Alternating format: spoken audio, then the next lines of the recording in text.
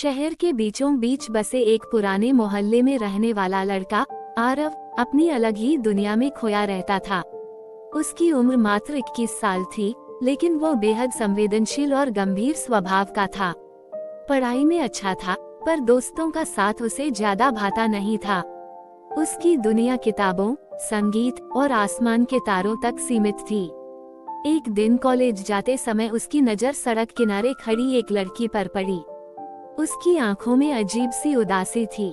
सफेद सलवार कुर्ता पहने हुए वह लड़की किसी का इंतजार करती दिख रही थी। आरव ने उसकी ओर देखा, पर वह बिना कोई प्रतिक्रिया दिए वहां से चली गई। आरव के लिए यह एक साधारण दिन नहीं था। उस लड़की की आंखों की गहराई ने उसे बेचैन कर दिया। उसने कई बार उसे फिर से देखने की कोशिश की, पर वह लड़की जैसे गायब ही हो गई थी। अगले कुछ दिनों तक वह रोज उसी रास्ते से गुजरा, लेकिन वह लड़की फिर नहीं दिखी। एक शाम जब आरव अपनी छत पर बैठा किताब पढ़ रहा था, उसे पास वाली छत से कोई गुनगुनाने की आवाज आई। आवाज इतनी मधुर थी कि वह अपनी किताब बंद करके उस ओर देखने लगा। ये वही लड़की थी जो कुछ दिनों पहले सड़क पर दिखी थी। उसने अपनी पहचान से परिचय कराने के लिए हिम्मत जुटाई और नीचे उतरकर उसके घर पहुंच गया। नमस्ते, आरव ने हिचकिचाते हुए कहा। लड़की ने मुस्कुराते हुए जवाब दिया, नमस्ते। आप, मेरा नाम आरव है। आप गा रही थी न? बहुत अच्छा गाती हैं। लड़की ने थोड़ा संकोच करते हुए कहा, शुक्रिया। मेरा नाम है निशा। धीरे धीरे उनकी बातचीत होने लगी और दोनों के बीच दोस्ती हो गई। आरव को महसूस हुआ कि निशा एक रहस्यमयी लड़की है। वो अपनी निजी जिंदगी के बारे में कुछ नहीं बताती थी।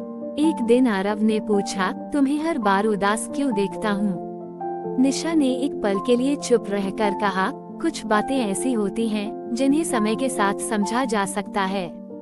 आरव ने इस बात को ज्यादा तूल नहीं दिया, लेकिन निशा की अनकही बातें उसे परेशान करने लगी। कुछ महीनों के बाद आरव को एहसास हुआ कि वह निशा से प्यार करने लगा है। एक दिन उसने अपनी भावनाएं व्यक्त करने का फैसला किया। उसने निशा को पार्क में बुलाया। निशा, मैं तुमसे कुछ कहना चाहता हूँ, आरव ने घबराते हुए कहा। हाँ, कहो, निशा ने शांत स्वर में जवाब दिया। मैं तुमसे प्यार करता हूँ। तुम्हारी आंखों में जो गहराई है, वह मुझे खींचती है। क्या तुम भी मुझसे प्यार करती हो?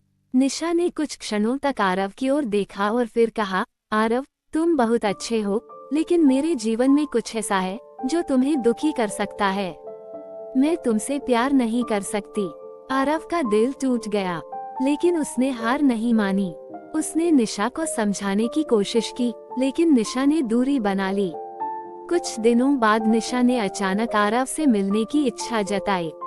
आरव, मैं तुम्हें अपने बारे में कुछ बताना चाहती हूँ, निशा ने कहा। आरव ने उत्सुकता से पूछा, क्या बात है? मैं इस शहर में नई हूँ। मेरा कोई अपना नहीं है। मैंने कुछ समय पहले अपने माता पिता को एक दुर्घटना में खो दिया था, लेकिन ये सिर्फ शुरुआत थी। मेरे जीवन में एक और गहरा राज है, जिसे जानने के बाद शायद तुम मुझसे नफरत करने लगोगे। आरव ने उसे भरोसा दिलाया कि वह कुछ भी सुनने के लिए तैयार है। निशा ने एक गहरी सांस ली और कहा, मैं जिस मोहल्ले में पहले रहती थी, वहाँ एक लड़का मुझसे प्यार करता था, लेकिन वो बहुत जुनूनी था। उसने मुझे पाने के लिए मेरे परिवार को नुकसान पहुंचाने की धमकी दी। एक दिन उसने मुझे अकेले मिलने के लिए बुलाया। मैंने मना कर दिया। उसी रात उसने मेरे माता पिता की हत्या कर दी। आरव स्तब्ध रह गया। और फिर मैंने पुलिस में शिकायत की, लेकिन वह लड़का बच निकला। मैंने शहर छोड़ दिया और यहाँ आकर बस गई, लेकिन मुझे लगता है कि वह अभी भी मुझे ढूंढ रहा है। यही कारण है कि मैं तुमसे दूर रहने की कोशिश कर रही थी। निशा का डर सही निकला। कुछ दिनों बाद आरव को किसी अनजान नंबर से धमकी भरे संदेश मिलने लगे। निशा को मुझसे दूर रखो, वरना अंजाम बुरा होगा। आरव ने इस बात को नजरअंदाज किया और निशा को सुरक्षित रखने का फैसला किया। उसने निशा से कहा, मैं तुम्हारे साथ हूँ, चाहे जो भी हो, मैं तुम्हारा साथ नहीं छोड़ूंगा। एक रात निशा ने आरव को फोन करके बताया कि वह अकेली है और डर रही है। आरव तुरंत उसके घर पहुंचा। तभी एक काले कपड़ों में व्यक्ति ने उन पर हमला कर दिया।